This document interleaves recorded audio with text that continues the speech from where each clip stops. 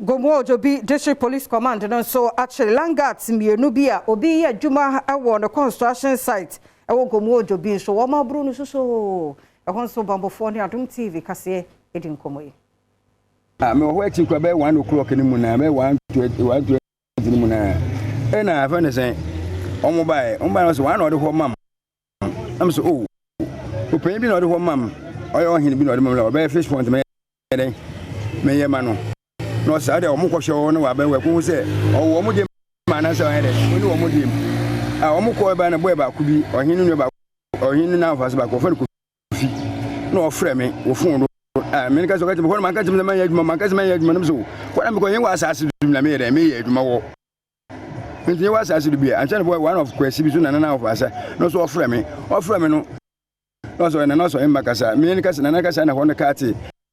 me share machine no that time no ka machine on kan gum me wala machine gina so wo or kegum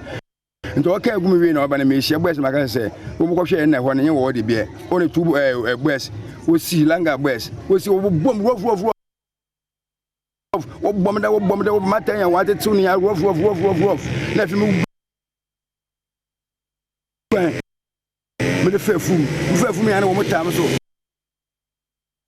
enti abrantia na Langat sebo no ewo GOMOA OJOBI ho na na yebo a ne na wotie ye no